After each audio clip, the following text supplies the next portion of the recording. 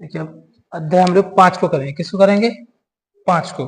ठीक, तो अध्याय 5 में सबसे पहले हम लोग किसको सीखेंगे? बेसिक को सीखेंगे। ठीक है, अध्याय देखिए कोई भी चैप्टर होता तो उसका जो बेसिक होता ना वो उसकी जड़ होता। क्या होता? जड़। ठीक है, यदि आपको किसी चैप्टर का बेसिक आता है तो आपसे ऑब्जेक्ट भी बन जाएंगे, आपसे क्वेश्चन भी बन जाएंगे। ठीक है, तो बेसिक को आप एक बार नहीं, 2 बार, 3 बार, 4 बार तक देखें वीडियो। ठीक है, जब तक आपको सही से समझ में नहीं आता तब तक देखें, और बेसिक आपको आना चाहिए तभी आप क्वेश्चन कर पाओगे। ठीक है, तो बेसिक को ध्यान दें, इसलिए मैं हर टॉपिक से करवाने से पहले मैं क्या आपको बेसिक समझाता हूँ। ठीक है, तो बेसिक को जरूर ध्यान से देखें। अध्याय 5 है, नाम क्या है? समांतर श्रेणी। क्या नाम इसका? समांतर श्रेणियां या श्रेणी। ठीक है, तो समांतर श्रेणियां। ठीक, अब देखिए श्रेणी का मतलब क्या होता है? श्रेणी का मतलब होता है जीना, जैसे हम लोग अपनी भाषा में बोलते हैं जीना। ठीक है, या उसको बोलते हैं सीढ़ी। सीढ़ी, ठीक है, तो वही क्या कहलाता है? सीढ़ी।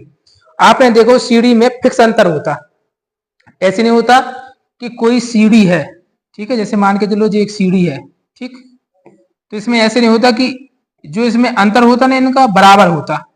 ऐसे नहीं होता कि एक यहाँ पे लगा और एक मान के चलो यहाँ पे लगा, इतना फासला नहीं होता। ठीक है, वो इस श्रेणी में होता। यदि मैंने आपको नंबर दिए 1 2 3 4 अप टू, ठीक है, तो इसमें अंतर देखना पड़ता है हमको। क्या देखना पड़ता? अंतर। यदि अंतर समान है तो उसको आप क्या कहोगे? श्रेणी कहोगे। क्या कहोगे? श्रेणी। ठीक है, यदि इनमें अंतर समान नहीं है तो फिर इसको आप श्रेणी नहीं कह सकते। बस समझ गए? ठीक है, दोबारा समझिए। श्रेणी का मतलब होता है कि उसका जो अंतर होता उस अंतर को बोलते हैं हम लोग सार्वंतर। क्या बोलते हैं? सार्वंतर। तो सार्वंतर बराबर होना चाहिए। ठीक है, किसी भी श्रेणी में यदि सार्वंतर बराबर है तो उसको आप समांतर श्रेणी कहोगे। यदि सार्वंतर बराबर नहीं है तो उसको आप समांतर श्रेणी नहीं कह सकते। ठीक है, यानी उसको समांतर श्रेणी फिर आप नहीं कह सकते। चलिए देखिए इसको हम लोग समझते हैं। ओ माय गॉड, चलिए दोबारा आ रहे ऐसे ऐसे ऐसे ऐसे आ गया। चलिए देखिए, ठीक है, तो सबसे पहले हम लोग सीखेंगे इसका व्यापक रूप। देखिए श्रेणी का जो व्यापक रूप होता, व्यापक व्यापक रूप, तो व्यापक रूप होता है इसका A1 A2 A3 A4, कहां तक? AN तक। या आप कह सकते हो कि A1 तो A ही कहलाता है, A2 कहलाता है, एक कम करके लिखा जाता है A प्लस में D। इसको क्या लिखेंगे? A प्लस में 2D। ठीक है, ऐसे लिखते हो। इसको क्या लिखेंगे? A plus bracket N minus 1 into D, यानी N में से एक कम किया जाता। ठीक है जी, क्या लिखा आपका? D बना दे। ठीक, यहाँ पे एक फॉर्मूला होता है आपका AN बराबर A plus N minus 1 into D। इसको बोलते हैं nवे पद। nवे पदों की संख्या ज्ञात करने के लिए जो फॉर्मूला यूज होता है, तो nवे पदों की संख्या ज्ञात करनी होती तो n बराबर a plus n minus 1 into D होता। a क्या होता? a बराबर होता आपका प्रथम पद, जी क्या कहलाता? प्रथम पद। ठीक, तो d होता, d क्या कहलाता? आपका सार्वंतर। सार्वंतर। ठीक है, n होता पदों की संख्या। क्या होती? पदों की संख्या, यानी किसी श्रेणी में कितने पद हैं। यदि वो पद पूछ रहा है तो आपको n का मान निकालना है। an का मतलब होता अंतिम पद। क्या बोला जाता है इसको? अंतिम पद। ठीक, इसके बाद आपका एक फॉर्मूला और बनता है वो Sn बराबर, यानी संख्याओं का योग ज्ञात करने के लिए। तो फॉर्मूला होता है n/2 bracket 2a plus n minus 1 into D. एक फॉर्मूला और बनता है इसका Sn बराबर n/2 bracket a plus l या an, ऐसे लिखा जाता है। ठीक है, तो ये दो फॉर्मूले होते हैं योग ज्ञात करने के। ठीक है, तो ये आपका बेसिक है। ठीक है, ये तो आपको याद होनी चाहिए। मान के चलिए कोई भी पद के लिए मैंने बोला, आपसे बोला कि 11वां पद क्या होगा? क्या? 11वां पद। तो 11वां पद का फॉर्मूला क्या बनेगा? 11 लिखा तो एक कम करके बोला जाता a प्लस 10d। ठीक है, यदि हम आपसे कहें कि 12वां पद बताओ, तो 12वां पद क्या आएगा? a प्लस एक कम करो 11d। कोई भी पद निकालने के लिए आपको क्या क्या चाहिए? a चाहिए और d चाहिए। यदि आपको आपके पास a और d है तो आप किसी भी श्रेणी के कोई सही पद निकाल सकते हो, चाहे वो 70वां पूछे, 60वां पूछे, 80 में पूछे, कोई भी पद पूछेगा तो आप उसको आसानी से निकाल सकते हो, ठीक है। लेकिन आपको क्या पता होना चाहिए, ए और डी पता होना चाहिए, ठीक है। जब भी किसी श्रेणी के कोई भी पद निकालते तो पद जब भी पूछे वो हमसे कि 13वां पद निकालो, 12वां पद निकालो, तो आपको क्या करना पड़ेगा, आपको सबसे पहले ए को देखना और डी को। आपके पास ए होना चाहिए, आपके पास डी होना चाहिए, ठीक है, फिर आप कोई सही पद निकाल सकते हो। चलिए इसके बाद हम लोग सीधे किसको करेंगे, विकल्प को करेंगे पहले, ठीक है।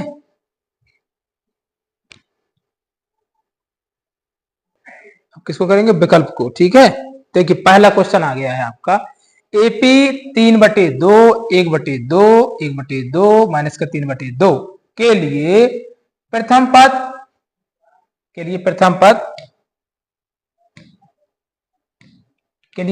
पद सारांतर क्रमशः है, ठीक है। देखिए मैंने वहां पे आपको साथ डी का मान बताया, डी का फॉर्मूला होता है A2 माइनस A1।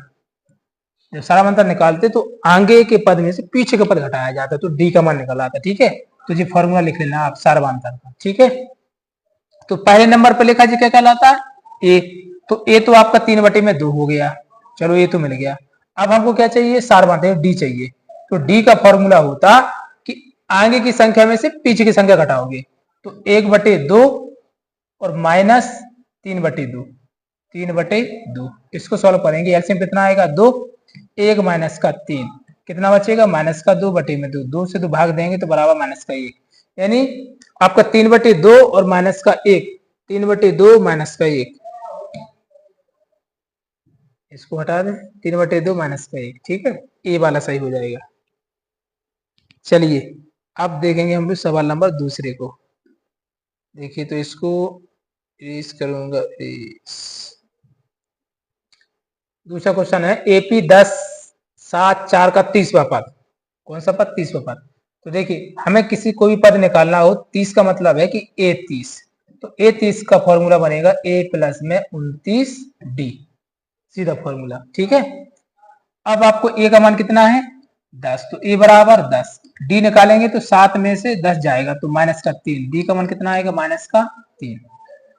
अब यहाँ पे लिख सकते हैं ए का मान कितना है 10 प्लस 29 और ये माइनस का 3, तो 10 और माइनस प्लस माइनस आएगा, 9 27 के साथ है कितना है 29 87, है ना। तो 10 जाएगा माइनस का 77, सी आंसर करेक्ट हो जाएगा आपका, ठीक है। तीसरा क्वेश्चन है एपी माइनस 3 माइनस 1/2 2 का 11वां पद, कौन सा पद, 11वां पद।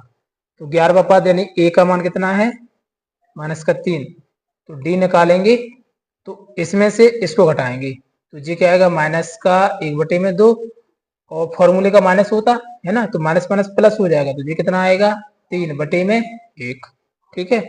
कैल्शियम कितना आएगा 2।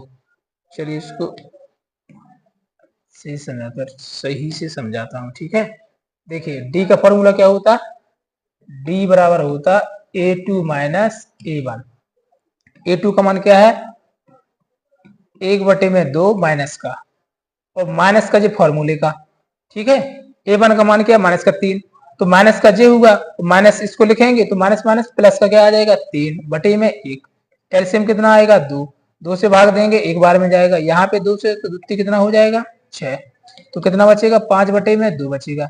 डी का मान आ गया और ए का मान कितना है माइनस का 3, कौन सा पद चाहिए 11वां पद, तो A11 का फॉर्मूला क्या बनेगा ए प्लस में एक कम करो 10D, ए का मान माइनस का 3 प्लस 10 गुणा डी का मान कितना है 5/2, 5/2, 2 से काटेंगे 2 5 10 पचम 25, 25 में से 3 गया तो कितना बचा 22, तो आंसर आपका बी हो जाएगा। चौथा सवाल है 3 6 9 का कौन सा पद 27 है, कौन सा पद 27 है, यानी आपको एन निकालना। जी आपको किसका मान दिया ए एन का, किसका दिया ए एन का, तो फॉर्मूला होता है हमारा ए एन बराबर a plus n minus 1 into d. A n का मान 27 दिया बराबर ए का मान कितना है 3, तो ए की जगह पे कितना लिखेंगे 3 प्लस एन माइनस 1 और डी, डी का मान कितना है 6 में से 3 गया तो कितना बचेगा 3। अब इसको सॉल्व करेंगे, यहाँ पे करता हूँ, ठीक है। 27 में से 3 चले गए तो कितने बचे 24 बराबर एन माइनस 1, 3 कहाँ लिखा, गुणा में कहाँ जाएगा, बटे में, तो 3 8 है 24, तो n माइनस 1 बराबर में 8। अब माइनस के इस तरफ जाएगा तो कितने हो जाएंगे, 9, 9वां पद यानी नवा, सी वाला आंसर। ठीक है, तो देखिए इस तरीके से करना है आपको। ठीक, अब हम लोग 5वां सवाल करेंगे।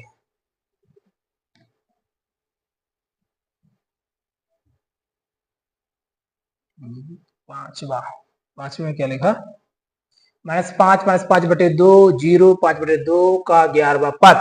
ठीक है, तो जैसे मैंने आपको बताया ना, ठीक इसी तरीके से निकालना है। ठीक है, तो इसका आप अब तो निकाल सकते हो आसानी से। ठीक, 11वां निकालना, तो a का मान हो गया -5 और -5/2 प्लस, तो हो गया 5 दूनी 10, 10 में से 5 5/2, तो ये हो जाएगा प्लस 10 गुणे 5/2, तो 5 5 20 है ना, क्या आएगा, 20 आएगा, जो जी आंसर आएगा 55, तो 10, तो प्लस का 10, तो प्लस का 20 आएगा। ठीक है, 20 ही आएगा। छठवां समांतर श्रेणी 6 4 10 का सारवांतर है, तो 4 में से 6 जाएगा तो माइनस का 2 बचेगा। सारवांतर कैसे निकालते, आगे की संख्या में से पीछे घटाएंगे, 4 में से 6 घटाएंगे तो माइनस का 2 बचेगा। सातवां देखो, समांतर श्रेणी 2 5 8 का 5वां पद, तो देखिए a का मान 2 प्लस 5, मतलब a प्लस में 4d, a प्लस में 4d, d का मान 5 में से 2 गए 3 बचे, तो 4 गुणे d का मान 3, तो 4 3 12 2 14, 14 बी वाला आंसर। ठीक है, किसी श्रेणी का प्रथम पद 7 तथा सारवांतर माइनस का 2 हो तो प्रथम 4 पद होंगे। अब आपको प्रथम 4 पद बताना है। चलिए देखिए इसको भी कर लेते हैं हम लोग। 8वां क्वेश्चन, 8वां क्वेश्चन है, प्रथम 4 पद, प्रथम पद कितना है 7, यानी a कितना है 7, d क्या है माइनस का 2, तो पहला तो हो गया 7, अब 7 में से 2 घटाएंगे क्योंकि प्लस माइनस। ठीक है, सारवांतर 2 है, तो a1 बराबर कितना होता a, तो 7 हो गया। a2 बराबर क्या होता a प्लस में d, तो a का मान कितना है 7 और प्लस d का मान माइनस का 2, तो घटा दो, तो क्या बचेगा 5। ठीक है, क्या बचेगा 5 बचेगा, तो देखिए दूसरा क्या आएगा 5। ठीक है, फिर 5 में से फिर 2 जाएगा कितना आएगा 3, फिर कितना बचेगा 3 में से 2 जाएगा 1, तो 7 5 3 1, 7 5 3 1 पहला ऑप्शन। श्रेणी a बराबर 28 d बराबर माइनस का 4 n बराबर, तो a7 बताना है। क्या बताना, a7। देखिए a7 बराबर यानी a7, a7 का फॉर्मूला बनेगा a प्लस में 6d, a का मान कितना है 28 प्लस 6 गुणे d का मान कितना है माइनस का 4। ठीक है, तो 28 और 6 चौका 24 प्लस माइनस माइनस का 24, तो कितना बचा प्लस का 4, ए आपका करेक्ट आंसर। ठीक है, 10वां क्वेश्चन है, श्रेणी 3 1 -3 का प्रथम पद एवं सारवांतर है क्रमशः। आपको प्रथम पद और सारवांतर, प्रथम पद तो आपका 3 है, यदि हम 1 में से 3 घटाएंगे, 1 में से 3 घटाएंगे तो माइनस का 2 बचेगा, तो 3 और माइनस का 2, यानी आपका आंसर कहाँ है, जी वाला है, सी वाला, सी वाला आपका करेक्ट आंसर, 3 और माइनस का 2। ठीक है, चलिए इसके बाद हम लोग 11वां को करेंगे। 11वां क्वेश्चन, चलिए 11वां, ठीक है 11वां क्वेश्चन,